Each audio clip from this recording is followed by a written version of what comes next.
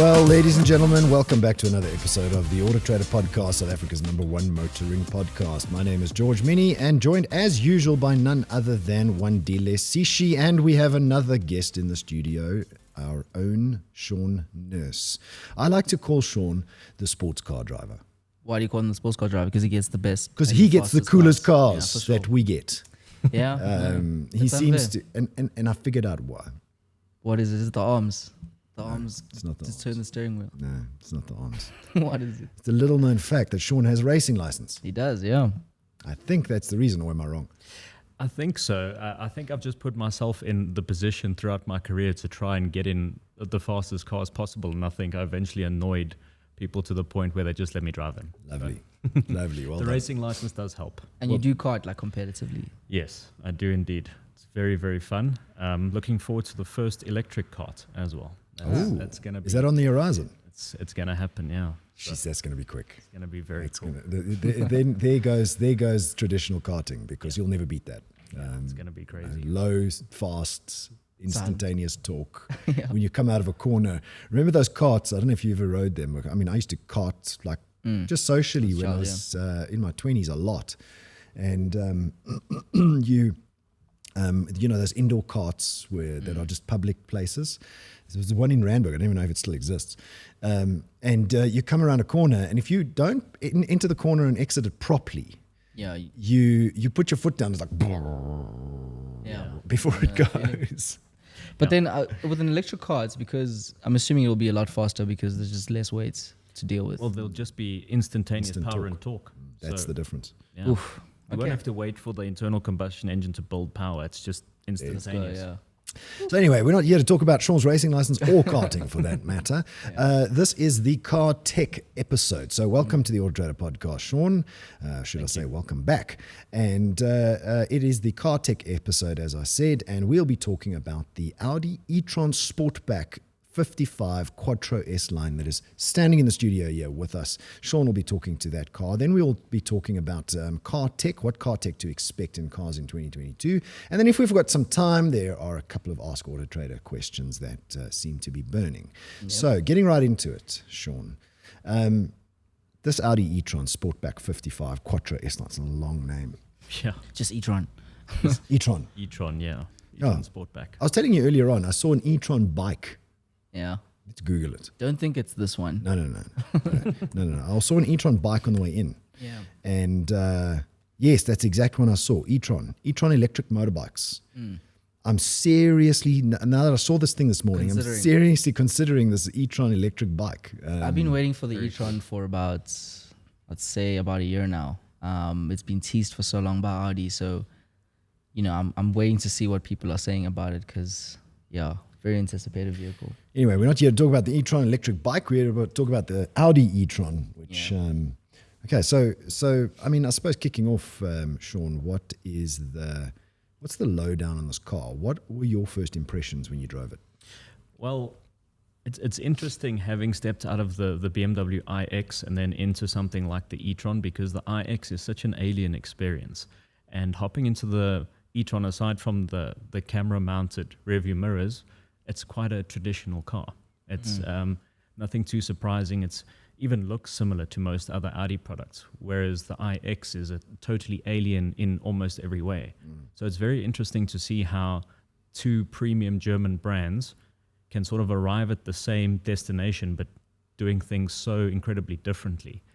I think if you're more traditional and you prefer the current layout of an internal combustion car, or aren't ready to go to that crazy iX level, these products like this and the I-Pace are a nice transition between what the vehicles used to be like and the future of EVs, which is obviously going to be that crazy iX floating center console thing. So it's very much a traditional vehicle that's electric, which I think is its biggest trump card. Really, are you talking about from a point of experience of being in the vehicle, or are you speaking like just in general? I would say the styling and ergonomics, because obviously when you drive the vehicle, it's very different to a combustion car because there's instantaneous power and torque. There's almost no sound whatsoever, especially if you're not in dynamic mode. Yeah. And like I said, aside from those cameras, which has a little screen on the inside of the door that projects the image from the outside, aside from that, it's pretty standard Audi fare inside. You've got the virtual cockpit, you've got the digitized controls for the climate control, and then obviously the infotainment system, which is very similar to what you'll see in the likes of a Q5 and Q7 with an internal combustion engine. So it's very traditional in that regard, but from a driving experience, it's pure EV. So I don't want to disrespect the Audi in any way, or disrespect the BMW in any way, but it looks a little bit like a BMW X6. it's got that sloping roofline. They sort of all going that same shape, right? Except, I guess, the iX, but that's more of a traditional SUV. Yeah, I mean, that's just one of the craziest cars I've ever driven. I've never had more attention in a car in my life. Yeah, I drove it down to the Free State 2-3 weeks ago, and I got more attention in that iX than I do in my iPace. iPace gets a lot of attention because I think it's red. Yeah. And people are not used to EVs yet. So and the iX is futuristic, like you say, compared to anything else in the market at the moment. It's just so futuristic, but very comfortable inside. Probably the most comfortable EV inside is the iX. Haven't driven the e-tron. I'm going to take it for a spin just now. But my iPace, I battle to find something, and I don't know whether it's because I have the iPace, but I battle to find something that is as sophisticated as the iPace. The iX was sophisticated, but I don't know. I thought Still it was a bit too flash. I think it was a little bit too over the top blingy. Yeah. Just too new. Yeah, it looked like a giant iPhone to me with that sort of rose gold around the outside. It was like a massive, driving iPhone. And I think that's where the iPace and this e-tron have got such appeal, because they are so normal. This car is super comfortable, very quiet, very much what you'd expect from an EV, but it's not as quick as an iPace. Makes similar power and torque, 300 kilowatts and 664 newton meters. Bigger body. But it's 2.5 tons, so it's a big old barge, but it is super comfortable. And I mean, 0 to 100, 5.6 seconds. It's not a slouch. It's definitely faster than the internal combustion, Q5 or Q7, and the performance is more usable. You know what? 5.6 seconds. We shouldn't sneeze at that, because I used to drive a Jeep SRT, the V8 Monster, and that car did 0 to 100 in I think 5.1, and it felt fast. Half the weight as well. No, Just about. it's probably Maybe like I don't 2 know. tons. Yeah, probably. I don't know. I'll check it out. But so 5.6. If you said 5.6, right? Yes. 5.6 is not slow. Super fast. It's really quick. And it's not too far off the iPace either, because the iPace I think is 2.1 or 2.2 tons. Yeah. Whereas this is 2.5 tons. So it's 200-300 kilograms more, which kind of adds. But what is the range on this car? Audi claim for the Sportback. So the Sportback, you get slightly better aerodynamic efficiency. So they claim between 372 and 440 kilometers on a single charge.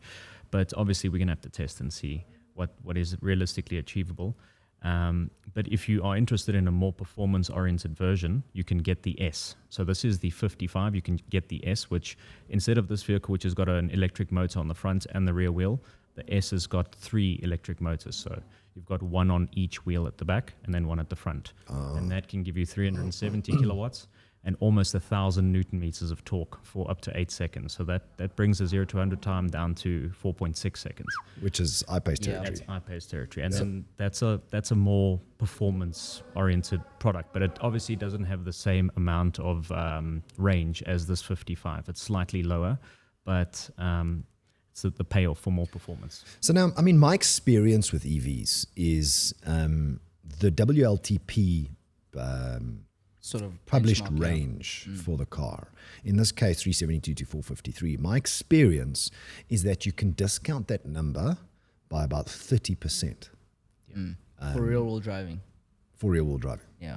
That's my experience in most EVs. Now, I've driven a couple of them, and 2 of them long distance. And you can discount the range by more than 30% if you're doing constant high speeds. But in the urban cycle, you can discount by 30%. I mean, as an example, my iPace WLTP range 470 or something. is 470. Yeah. In the urban cycle, I'm getting around 300 320 to 350 maybe. So if you look at that, it's 120 Ks off 470, which is about a third. Long distance driving, I'm getting 270 to 300. Because you're moving a little bit faster now. And Well, no you- regen. Yeah, no regen, and you've got aerodynamic drag and all that stuff. Whereas, I think it's a little known fact that the WLTP is on a dyno. Yeah. No wind resistance, no road resistance. I don't think there's rolling resistance. And if there is, it's not going to be the Not gonna same be as much, yeah. real world. Yes. So So the car's really just spinning free. So 372 to 453. Let's take the 453. What's the realistic range at the midpoint? So 372, 453. Call it 420. If you take a third of that, you're going to be getting maybe low 300s. I think that's about spot on, because the 40 iX that we drove, I was getting, obviously before I got to the point where I had to go charge the thing, I was getting 280 to 300 Ks. So I would say if you could get 300 to 330 out of this car, That'd be good. that would be very good. So this is a conversation I was having with you earlier with these new EVs. I think it's how do we benchmark if an EV is good now? Because we can't use the same measures as an ICE vehicle. You can't use 0 to 60. It's completely different. You can't use. No, you can. Well, I mean, it's quick. It's quick, but I mean, you can't really put the two together. You can't put compare. ICE and EV compared to each other. I don't think Because it's you different. Can, yeah. It's a different world. It's EV to completely. EV. So how do we know that this here is a great vehicle? I think you switch from liters per 100 kilometers to kilowatt hours per 100 Ks, and then you compare this with the likes of the iPace and the iX, and you can see how efficient it is, and then we could V-box the vehicle from 0 to 100, see how close it is to its claim, and then we can look at its claim power output versus weight, and then we can take the efficiency and the performance, and then combine that with the refinement, comfort, and the overall package, and then you can make a decision as to how good it is as an EV. So let's talk about that for a second. So my iPace, I know because I drive it every day, ranges anywhere between 20 and 25 kilowatt hours per 100 Ks, depending on how I drive it. What does this do? Well, we'll have to see. We're going to test it to its capacity this week, so Okay. you'll have to wait for the road test for that one. But I would imagine slightly less efficient than the iPace. It's coming down to the weight. I think with that additional 300 kilograms or so, the car's never going to be quite as efficient. Is the battery the same size? It's similar size to the Okay. iPace, yeah. So, I mean, I just Googled it. The e-tron 50 Quattro, which is not comparable. E-tron, what is this? E-tron 55. 55 Sportback, yeah. Sportback. Claimed, looks like anywhere between 22 and 24. So, I'd be keen to see what you get out of it, Sean. But, that seems to be iPace territory. Similar. But I know the i3 does lower, like 18 or something. Yeah. The old i3, the one they discontinued. Yeah. iX40, what does the iX40 do? Because I remember driving it getting similar in the 20s. Yeah, it was very similar to an iPace. It Yeah. just doesn't have the same battery size as the iPace, so I could not get anywhere near the range. I think we'd have to test the iPace versus the iX50 with the bigger battery pack and more performance. I think that 40 that we drove is a lower range EV, but it's also more affordable. I mean, 1.6 million rand. This e-tron here that we're driving without Come into options that, is 2.1 million rand. So it's more expensive than an iPace, that black edition, but it's also the same price as the more performance-oriented iX50 BMW.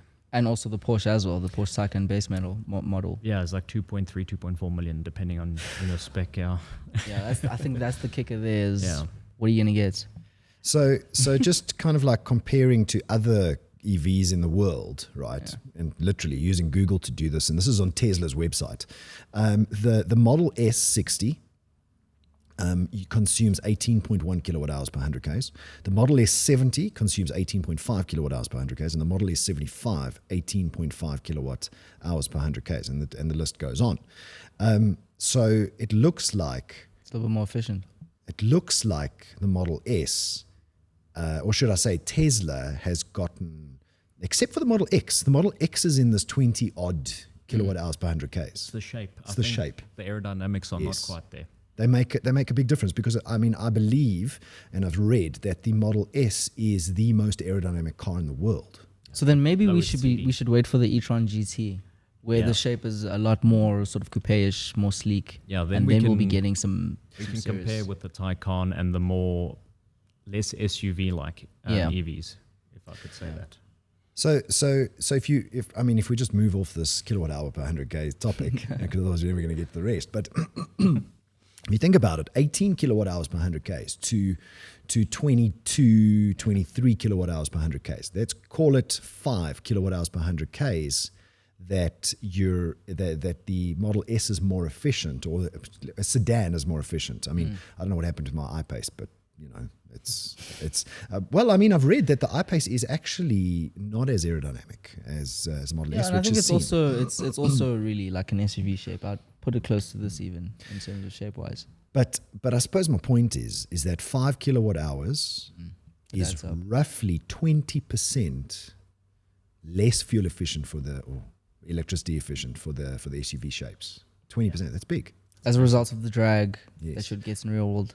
So EVs are very susceptible to drag Yeah. compared to ICE vehicles. And I Adds mean, up. it's the same with internal combustion cars. If you drive a hatchback, like let's say, for example, I'm currently driving the little 208 Peugeot, and if I had to drive the same product but the 2008 with a similar engine, I'm going to get worse fuel consumption in the SUV-shaped vehicle just because it's heavier. And Is it 20%? I don't think it'll be 20%. I think it's like you say, EVs are Yeah. more susceptible to like having poor aerodynamics in the shape, and it's very important for them to be as efficient as possible. So now we start to get to the futuristic look, because now they've got to start making these cars sleeker, Flat as no possible. wing mirrors like this car has. Fast no as wing. possible.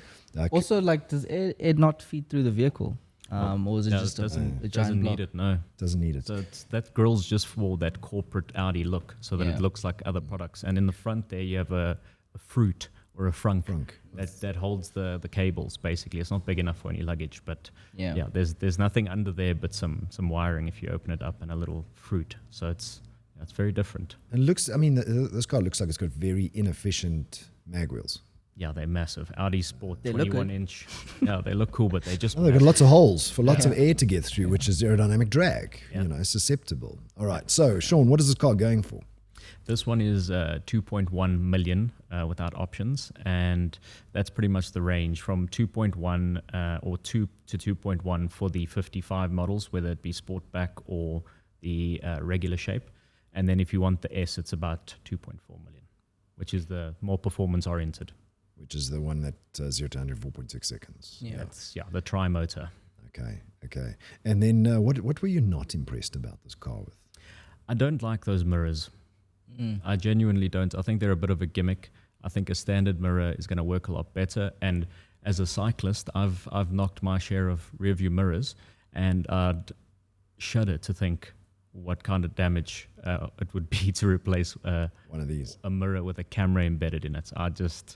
I think it's an unnecessary gimmick. A standard rear view mirror will be fine, unless they can come up with a more elegant solution that doesn't protrude quite as much, but I don't really know how they would do that. So I'd put the camera on the back pillar, it could also work. Yeah. you know, but I Yeah. suppose then you're not going to see the side of the car.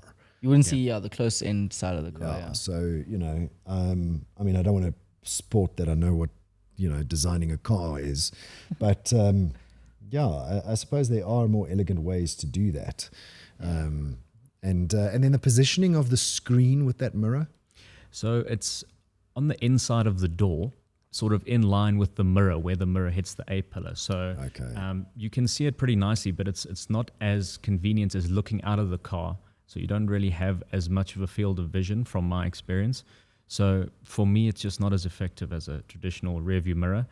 Well, I suppose when you're looking at a traditional rear view mirror, you've got this peripheral Yeah. that you don't get by looking down at the screen. Yeah. You know, you're not going to You see. see a lot more, Yes. definitely. With your own eyes. Yeah.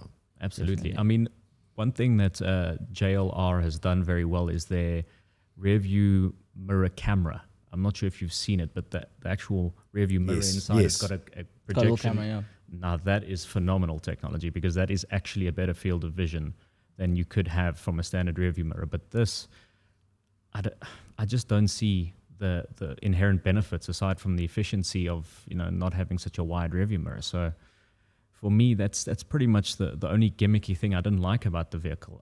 As for the range and the rest of the driving qualities, I'm going to spend a bit more time with it and report back on the site. But so far, impressive. Impressive, yeah. Very impressive. All right, well, let's move off the Audi e-tron. First, I suppose, before we move off the Audi e-tron, Sean, your score out of 10? I'm going to give this one an 8 out of 10. I think it deserves an 8. I think it's a good product. Not perfect, of course. And I think products like the iX and the iPace give a better option at this price point, at this point in time. But I'll report back, as I said, when I spend some more time with it for a definitive conclusion. Talking about that, just finally, my observation of this car. Yeah. Versus the iX, versus my iPace, versus the i3, versus the Mini, versus the Porsche. The one frustration for me with the iX was where the charging port was. Of the vehicle. Every time I pulled into a charging bay, Yeah. I had to reverse in because they put the charge port where the traditional fuel tank filler is for an ICE vehicle. Okay. Dumb move, Yeah. in my opinion. Okay. Why? Why is that a dumb move? Just for people who don't really have experience with. Because you EVs. always have to reverse in. The cables are not long enough Okay, to I fit see. to the back of the car. Yeah. Okay. When I parked it in my garage, same problem. I had to always turn around and reverse into my garage at home. My iPace, it's on the left-hand side front in the car. Very convenient.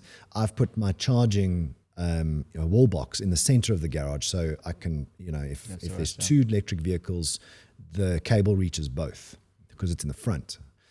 The very nice thing about this e-tron is it's got a charging port on both sides in the front, which is brilliant because oftentimes you pull up to a charging port, to a charging station, right? And there's one charger and there's two bays. Yeah. Okay. So my iPace, I have to always be in the right-hand bay because the cables are often not long enough to get around the car. So this car is very charger friendly when it comes to two charging ports. Absolutely. I mean, I haven't charged it as of yet, but that I can tell you is going to make a huge difference in the December break when I had to go charge that iX at one of the grid car stations, and there was a load of traffic and it was busy. People were shopping. Yeah. Getting that, and it's not a small car, getting that thing into the charging bay, especially because there was another electric car parked there at the same time, it was a bit of a mission. So yeah, that's going to be a massive help. I think so. All right, let's move off the Audi e-tron and let's move on to car tech to expect in 2022. Yeah, so 2022 is flagged to be a really, really exciting year in terms of car tech. South Africa especially because, there's so many more EVs that are coming in. But, off the cuff, I just wanted to know, maybe from both of you, what is the coolest tech that you guys have seen in an EV so far? I have to say, it's the self-healing grille on the BMW Oh, iX. yes. I wasn't thinking of that, but Sean's right.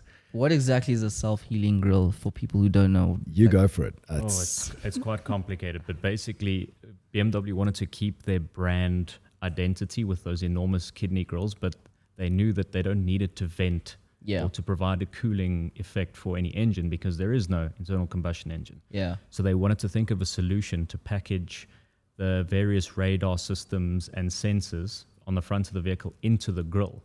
Okay. But in order to do that, you have to have the grille has to be pretty strong, and it needs to be able to clean itself and not be encumbered by bugs or debris and chips and all that stuff. So they came up with this really intelligent technology that manages to clean itself and can heal micro chips and scratches on the grille so that your radar that sits behind that grille is never compromised unless, of course, you have an accident. But it's incredible technology. That's the most bizarre thing I've ever heard. How does it work? Is it just like... It's a bit of, I think, nanotech. Yeah, like a nanotech. Yeah, where the material... I mean, I don't know if you've ever heard of or seen spring steel. No. Okay, so I mean, spring steel is a kind of metal that springs are made of it. Like the spring you get in your pen and other places, right? You can bend it, so like the grill, you can break it. Yeah.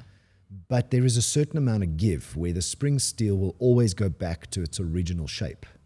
Okay. And that's the kind of thing that they try to do with that plastic is the particles just close the hole. Yeah. That's insane. It goes back to its original shape. Very It's cool. amazing. Very cool. And on the other side of the spectrum, what is the worst sort of tech that you've come across? Well, I don't want to say it. We just spoke I'll about say it. I'll say it. These wing mirrors. I These mean, wing- to each their so own. nice To each idea. their own, yeah. Not such a great execution. Execution. Yeah, Okay. not I mean, such a that's great fair. execution. That's fair. Let's talk about all cars of all time. Best thing you've ever seen in any car. Let's go back 10 years. No further.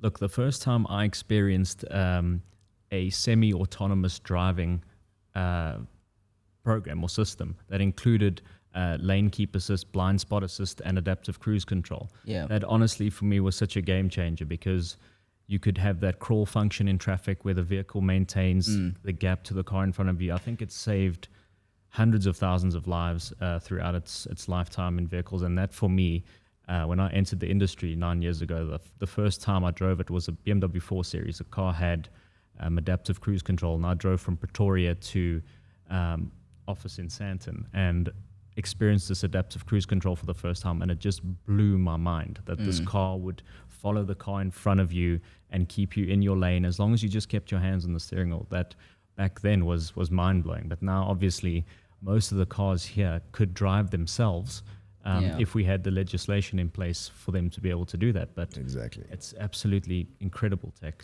So for me, it is the I don't know what the right term is. These adaptive headlights. Okay. So the ones that kind of turn depending on where your car is facing, where your steering's facing. Yeah. Right. So the first time I experienced that was I had a C32 AMG, and it had what then wasn't LED yet, but it was halogen xenon lights or something. Yeah, it had xenon lights in it, and that was the first time I'd experienced this moving headlight. As you're turning, it's moving. Yeah. And then the progression of that headlight Yeah. in the iX is unbelievable because now they're using LEDs, and I don't think there's too much mechanical movement inside that unit. It turns on or brightens certain LEDs Depending on what's what's coming. So I was driving from Middelburg in the Free State, not the other Middelburg in the Free State, back up to Nopoort, and it was dark. Right, headlights were on. As a truck approached, it created a black spot On where the the truck. truck was. Wow. You could actually physically see that. Okay. Yes, There's no. I could see the car put this black spot where the truck was, which is very intelligent. Yeah. And so you don't have to switch off the brights Yeah. because it literally looks around the vehicle. So I think the progression of the xenon lights moving, what is the right terminology? Well, Adaptive. these are matrix LEDs on this Audi, and then it's laser lights for BMW. Yes, they're laser lights, laser light technology, but that old tech where it moved. Bidirectional xenons. Bidirectional xenons. I think that was the first tech in the old ICE vehicles, and now it's become this laser technology. BMW's also coined this new term where the technology is embedded in the panels called... I read up on that. I forgot what it's called. It's called... What is this? But you were also speaking about the adaptive, where it's the haptic feedback on the wood. The wood, Yeah. where it's Yeah. kind of embedded into the vehicle, into the frame. Yeah, I have to say that did blow my mind as well when I hopped into that iX. We keep speaking about it, but it's because it's because the It's at the forefront, yeah. things like this e-tron and the iX and iPace and all these things are cutting edge at the moment. You know, Yeah. they've got all the latest tech. So hopping in a car and it having a piece of haptic wood is just, it's mad to think Shy about. technology. I was Googling it, but I didn't find it. It's called Shy technology. Shy technology. Yeah. Well, there's other technology that I wanted to speak about that has actually been around. Some of it's been around for about 2 years, but some of it's kind of brand new. The first being this air purification system. I don't know if you guys have heard of that. Yep. That Jaguar's kind of rolling out, where it basically just cleans the air completely. I think it cleans it up to 99% of the air becomes completely sterile. Cabin Almost. ionizing. Yeah. Yeah. So somebody did a YouTube video on a Tesla. Yeah. They put it inside a tent. I don't know if you saw this video. So they put the Tesla inside. I think it was a Model 3. They put this Tesla inside a tent on like in normal conditions. They just put a plastic tent around it, and then they put a Tesla inside, and they put another car inside. They didn't reveal what the other car was. And they turned on this air purification system in the Tesla, and the other car had an air purification system, but not the Tesla's version. Yeah. And then they pumped red dye into the tent, like air particles. And you saw how the tent on the outside filled with red dye in the air, and the other car started to fill with red dye inside, 2 people inside each car, and inside the Tesla it was squeaky nothing. Yeah, I mean, it's fascinating how they're kind of getting these things right now. And I wonder if COVID had anything to do with this. I don't think it is, but I mean, it's scenarios like that where you're thinking, oh, thank goodness. I think it is a USP. I mean, Elon, I think they've got a name for it. It's like biohazard. Biohazard mode or something. I mean, that's just a great USP for your Like product. cool. If the zombie apocalypse happens, drive a Tesla. Drive a Tesla, exactly. Exactly. Get a Cybertruck. Well, there are a few Jaguars and Land Rover who kind of have this tech now. So if you, in South Africa even, you can go and find out if you can get it in your model. Well, that's unfortunately all we have time for. That's been a lot of freaking fun. So, ladies and gentlemen, I suppose we will then see you next time.